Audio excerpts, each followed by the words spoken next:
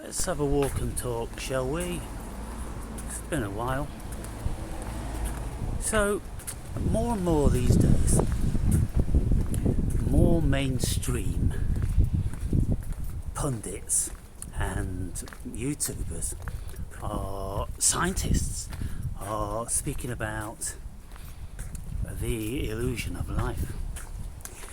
And how they're doing it is through their scientific study. And so in recent times I've been watching a spate of neurological videos speaking about all the tests that they've done on the human psyche and all the ways they've found the human psyche to be completely fallible. And what they're saying is that even these scientific documentaries are saying that what we've actually found is that we are living in an illusion. There is no corporeal world here. It's all a figment of our own imagination. It's all a conjuring up of our consciousness via the physical, mental attributes that we have as human beings. Of course, we're very, very limited with our vision and hearing and olfaction, and if we sense a certain sensibility of the world, then we've concluded that that's it, that's concrete, that's how the world is. This is green and that's blue and that's yellow. When in actual fact, it's been proven that there is no intrinsic colour in anything. It is all a projection of the limited seeing ability that we have as human beings. And all animals see the world, sense the world in a different way. Can you imagine how an owl sees the world? Can you imagine how, let's say, a gazelle hears the world? Can you imagine how a lion sees the world? Can you imagine how a bat senses the world? Can you imagine how a bee senses the world? And all the myriad of other animals which are seemingly occupying the same world that we live in. When the fact of it is, there is no same world. Every single shard of consciousness experience their own world, and it's particular, and it's very much a subjective experience to them. And so these things now in the scientific realm are becoming more and more pronounced, as they have a whole array of human subjects which take part in these experiments. And some of you may have seen them. They're the visual illusion experiments, and then there are the audio experiments. So you've got somebody on stage and they are playing a recording of something which is muffled, and they're asking the audience what is being said, and some will conclude one thing, others will conclude another thing. Then the person on stage puts a word or a phrase on the screen and plays the sound again, and everybody goes, it's saying this or it's saying that, which can be very, very different to what people considered it was originally. And then they may change that phrase and say, what is it now? And people start to go, because what happens is we have the vision facet of our consciousness, which receives the words, which mean a certain something to us all, and of course the words mean varying things to all of us. But a general consensus is often deemed to be something that people could have some sort of communal adherence to.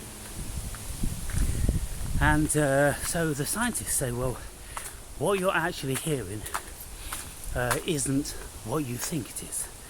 And we've put the words up underneath to confuse your mind, so your brain reads the words and then it computes the meaning of these words, and then your brain, because it's confused, it then somehow mangles and warps whatever sound is being played to fit the words. So there's all different sorts of things like this going on. And then there are the visionary test they do, whereby everybody is seriously out of sorts, with what they think they see and what the material world is.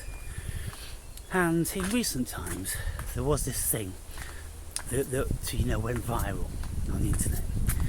This female psychologist, she puts up a picture of a dress, and she asked what colour is the dress. And there was variance between silver and white and blue and black. And people were pretty well split 50-50, and they were arguing vehemently, saying, oh, for goodness sakes, it's as plain as day that it's blue and black.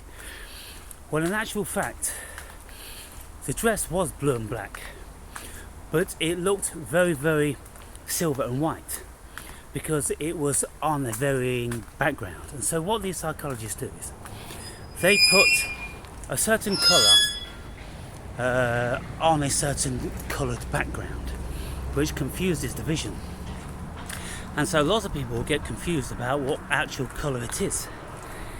And this just is attributed to the configuration of the cones in our eyes and our receptors in our brain and all different sorts of things.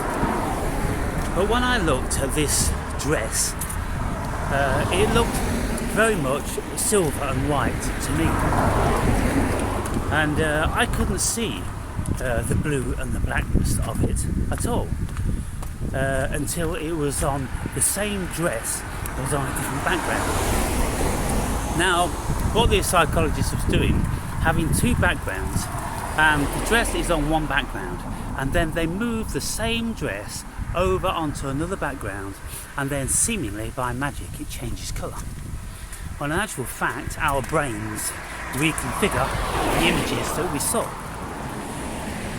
So what I'm saying in relation to this is that now scientists are telling us that the world is an illusion created by consciousness, and there are no intrinsic colours, there are no intrinsic things out there, because of course the things are basically words or concepts, and if you take the words or concepts away, then everything just turns into a blur, a complete mass of nothing that we can attribute any sense to.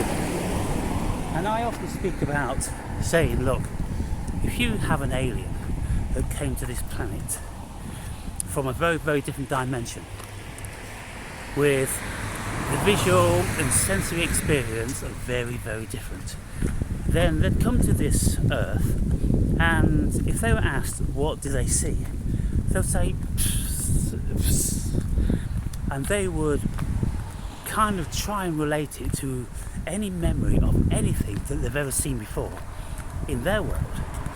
And if there was a little bit of something, they could say, oh, it looks like this or it looks like that. When of course it wouldn't be that, because that's just a figment of their imagination. Their brains are struggling to create a reality from what they see.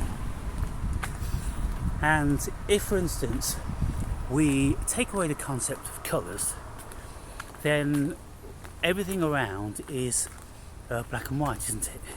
Or grey. If we take black and white away, for instance, then what are we left with? Well, we have no terminology for colours, so there's just kind of like a blur, an indiscernible blur. And so from all these things we can see that there isn't in actual fact a world around us, save outside of our consciousness. And this is why philosophers have been saying for many, many years that, and spiritualists, that it's all Maya and we create the illusion. And so depending on our variety of hearing, seeing, olfaction and sensibility throughout our bodies. How many people have been with friends and someone's been complaining that it's too hot or too cold, and you say, "Psst, what are you on about? You know, something wrong with you." Because even that we feel very, very differently. And of course it's a subjective experience depending on how warm we feel in our core. And on top of that, I've been speaking in recent times about how many people don't have an internal monologue, an internal dialogue, and they don't see visions inside their mind's eye when they close their eyes and think about something. And so from all of these differences, this is just touching the surface, people, of the enormous amount of differences that we have as human beings.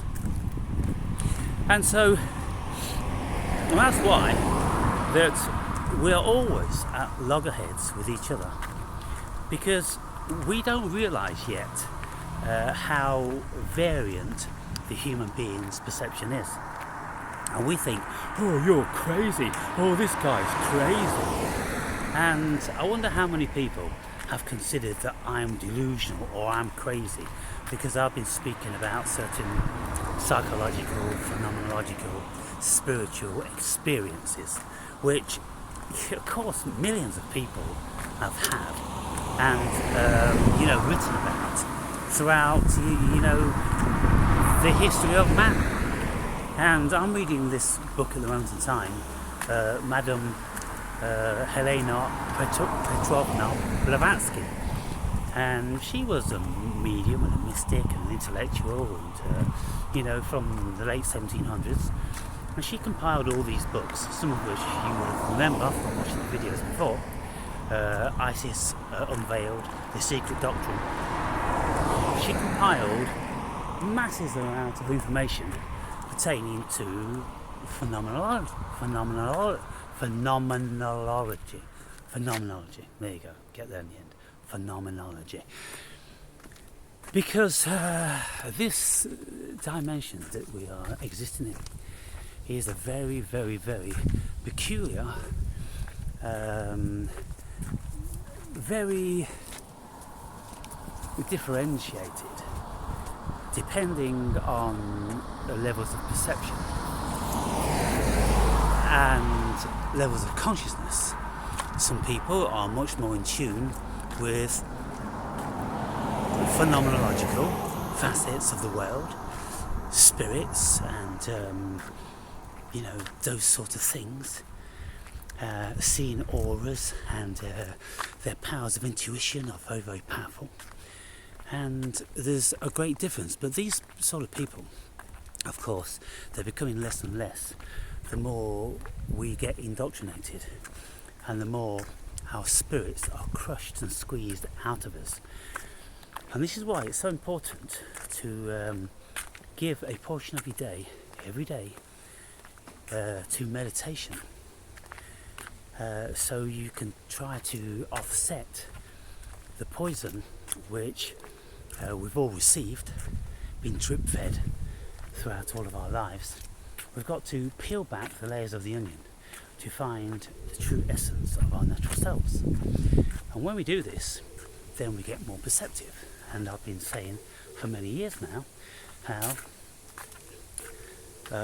15 years of meditation has exposed me to another world that I wasn't exposed to before.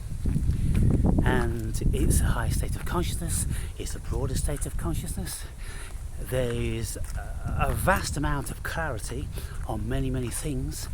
We see through the facade, we see through and beyond the veil, and this is the whole premise of Isis Unveiled. Isis being the goddess of earth, the goddess of consciousness, the goddess of difficult to discern exactly, but let's just say the goddess of a certain fiction of reality. And that's why Isis was unveiled, Mother Nature unveiled, to see behind the veil of what's really going on here. Because when our consciousness is closed, then we don't see beyond the veil. If we take entheogens, psychedelics, then we instantly see beyond the veil. And there are many ways to see beyond many veils. And when we do this, we enter into many worlds. And so even our scientists, like Sean Carroll for instance, are speaking about many worlds now. Whereas 100 years ago, people like Rudolf Steiner speaking about many worlds were poo-pooed as mystical mumbo-jumbo nonsense. But even our own scientists are now saying, well, there's no physical matter, and consciousness creates this thing, so it's all an illusion, and it's very bizarre. And then you've got very current, prominent scientists saying that today they think that we're in a simulation, and this speak is becoming more and more pronounced every year now. So where do we go from that? When we look at all of these new scientific discoveries which are coming about now, it's going to be turning our world upside down, inside out.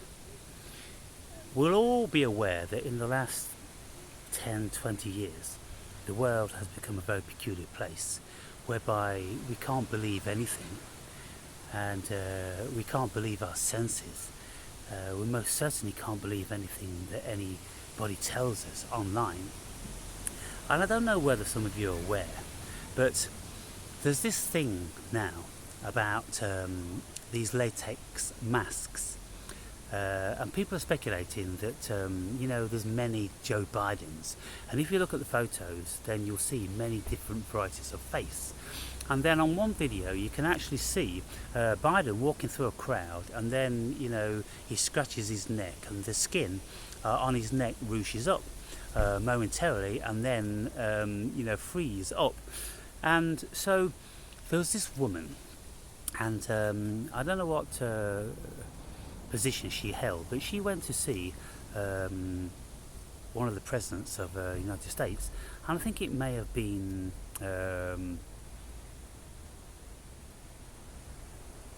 I won't like to speculate. It was one of the older ones though, around about Roosevelt's sort of period. And she was wearing a latex mask. And this was, a good few years ago. And she was sitting before him having a conversation, speaking about how people can wear disguises, and it's very difficult to discern, so you don't really know who you're speaking to, and all these different sorts of things. And he said, oh, it sounds very interesting, so can you give me more information about that? And so she just peeled off his face, and he was like, my God. He was absolutely aghast. And so, of course, we've seen the movies, we know what they can do these days. And so why is it that we would be averse to assuming that the people in powers are doing things like that? They've got stand-ins which replicate a similarity between a certain person and the stand-in. When they've got a mask on, most people will be deceived very easily, because they're not paying attention to the details. And not to mention, then we've got this CGI, whereby voices can be manipulated, facial expressions, everything can be manipulated to the point whereby you could get a presidential announcement and you wouldn't be able to know whether it was a CGI production or whether it was a real person. This is the particular curious world that we're in at this moment in time. And of course it's going to get worse and worse until finally we absolutely have no doubt that there is no truth.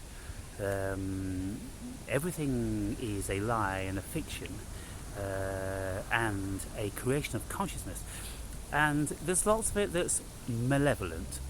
People, of course, the powers that be, they're using symbolism to enter into our unconscious all the time. And every time they open the Olympics or open CERN or have a big ceremony like that, which most of the world is going to be looking upon, they are using very, very curious symbolism, aren't they? With all different sorts of ghouls and monsters and devils and demons and all this sort of thing.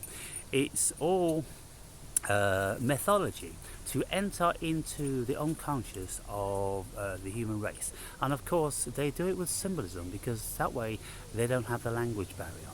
So you can get all the peoples from all over the world watching the symbolism, like the opening of the Olympics, and they will all be subliminally programmed by the imagery that they are seeing. And so we ask ourselves, well, what sort of level of manipulation and evil is perpetrating this? And of course nobody on the planet really knows. It's like the hidden hand, or some curious unseen entity. And of course lots of people speculate that it's not of this world and that it's evil, and there's a lot to be said for that, because when we look back through the history, I'm talking ancient history, Anunnaki, Nephilim, and biblical scriptures, and Gnostic scriptures, and folklore from all over the world, then we will be privy to many, many very, very curious stories, mythology, and so-called truths. And during the course of my psychedelic, entheogenic experiences, I've seen very, very curious things. God-like character in the sky. Let's just say an old man with a long beard and long hair with a robe on, and I've seen lots of these, like Greek gods in the clouds, absolutely crystal clear, massive, as if Michelangelo had painted every last detail, and they have the aura of living entities. Now, of course, this is where lots of biblical scripture derives from. God's up in the sky, and he's in a cloud, and all these different sorts of things.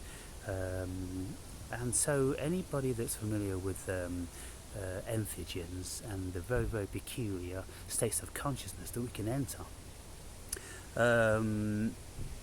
will obviously equate those peculiar experiences to what was written about in biblical scripture and many, many other folklores and mythology.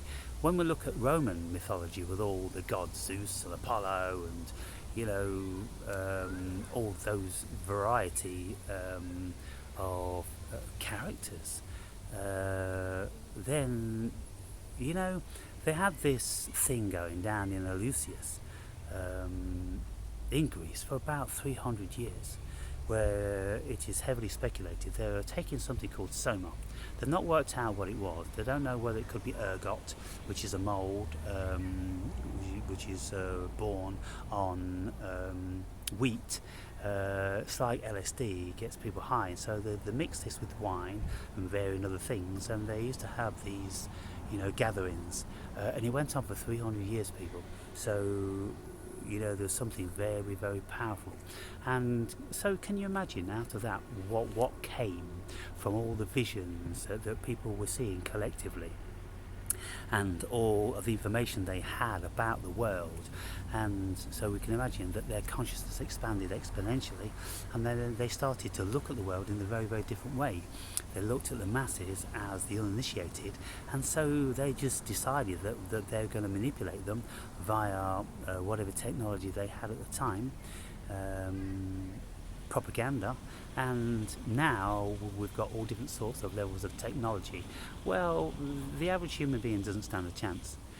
And so there's going to be, I would think there's going to be, the next pandemic would be a mental and emotional crisis, because people are going to be terrified because they are all losing the grip on the fiction of the reality that they believed in so long. And so the only way we're going to avoid that mental pandemic is by introducing ourselves to certain measures of consciousness, whereby we can understand what exactly has been going on and what is been going on. So it's the waking up, isn't it? It's becoming spiritually awaking to the spiritual facet of this cosmos. And then when we do that, then we will be more equipped to be able to see through the machinations of the hidden hand and the various powers that be, how they are highly intent on an ongoing and intense basis to subvert our consciousness into a very, very dull, blind state of being. And then when they fire at us the constant hypnosis and symbolisms and propaganda, they're hypnotizing the world on a constant basis, and they're keeping them fairly in somnambulism. And so I just thought I would have a little bit of something to say about that, because it's becoming more and more apparent now. More and more people are speaking about it. When Madame Blavatsky was speaking about it in 1775, and lots of people were up in arms about it, and the Catholic Church was fighting back vehemently. Of course, they're always going to be trying that. But now the Catholic Church and Christianity and all religions, they are fighting for themselves. They're really clinging on with white knuckles to any semblance of existence, because people's psyches are just becoming too dull, disinterested. They've got no cognition of the reality that these religions are trying to convey. It just doesn't fit with the current paradigm of the world. And so this is why we now have this Christianity revamping. Everybody's trying desperately to bring Christianity back, to raise it from the dead. I haven't heard the same thing happening to Islam. It's just Christianity, but they're fighting a loser. It's too old hat now. It's a case of out with the old and in with the new. Whatever the new is going to be is anyone's guess, but slowly but surely people have to gain awareness, and they will gain awareness when they're being told by scientists the new religion of the earth, because they've been conditioned for the past 200 years into poo-pooing anything supernatural. Then they would very easily fall in line with anything which is being said from a scientific perspective. And so when we look now at these new programs which are being promulgated by the most prominent scientists, and what they're doing, basically they're all pulling the rug from out under our feet. Now, is this another part of the nefarious end game to destabilize the human psyche? Very probably. Very probably. What is the end game? To frazzle our minds so we become blubbering idiots and we're just so malleable? Or is it really to frazzle our minds so then they can start with the new world order, that which they want to introduce to us? Is it going to be that we are, governed by aliens? Is it going to be that they're going to be telling us that we're all spiritual entities and we're not really these corporeal fictions, human beings? Who knows? Who knows? We can speculate forever. But I thought I'd run a few things by you, and if you wanted to do your own research, then you just look at what the capabilities of AI are these days, and what's the latest discoveries in human psychology, neuro science, and psychology in general. If you look, you see, the more the world's learning about our own psychology, they're going, holy fuck, we are just entirely programmable matter. And the only thing that we have on board now is a download of concepts and ideas that have been fed to us by the machine. That has presented one variety of a reality. But can you imagine if there was, let's say, one whole country which was educated in a whole different way, completely different to the way the world's been educated? If they start from the premise that we are light beings, we are shards of God consciousness, cosmic consciousness, and we are having the fiction of a human being, but we are really all shards of spirit. And then they educate us into the hidden powers that we've lost throughout millennia and different sorts of things.